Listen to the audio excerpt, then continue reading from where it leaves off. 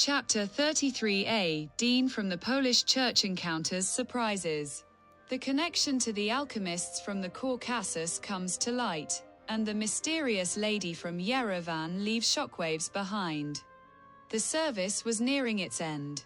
In the bell tower stood the church caretaker and the controversial Dean Bergmüller.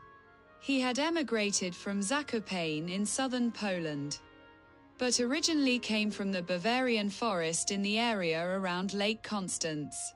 First in Krakow and later in Zakopane, he had held a part-time job as secretary to the parish council in both places, but chose to remain in the Zakopane church district because of the particularly mysterious deaconess who served in the same church.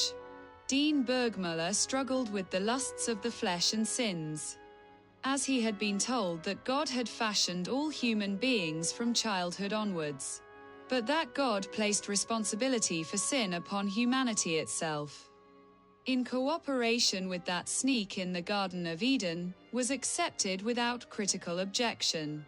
That was simply how it was, and the punishment for sinful transgressions was, of course, the pool of hell. In his first parish in Krakow, a veritable regime of surveillance and informing had developed. Everyone looked over their shoulder. Fear replaced trust and faith. The safe communal space of the church, with beautiful hymn singing and fellowship, became marked by uneasy vigilance. All relationships, entirely normal human relationships, were observed and interpreted in every possible way, preferably misinterpreted. False stories and backbiting became common, and the most active felt uneasy unless a scandal was circulating. Dean Bergmüller had had enough. He applied for dismissal and set his course towards Zakopane and a newly created position there. He sat on the train from Krakow south towards Zakopane, enjoying the beautiful landscape that rose and grew more powerful and wild the farther south the journey went. He had butterflies in his stomach. This was day one, and he had an appointment with the parish priest at 2 p.m. in the parish house right next to the church itself. A message came in on his mobile phone from an unknown number.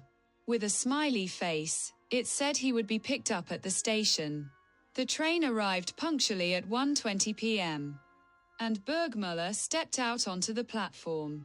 On his way out the main gate stood a green off-road vehicle, a Land Rover, and two cheerful faces could be seen behind the windshield.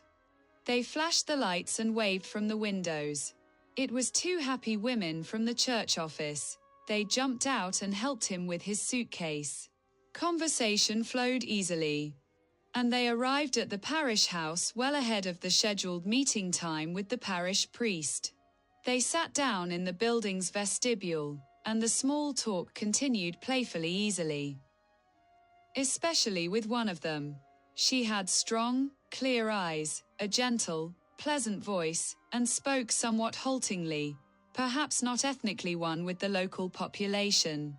It emerged that she had originally come to Poland as a teenager, having made the long journey all the way from Yerevan in Armenia together with her brother.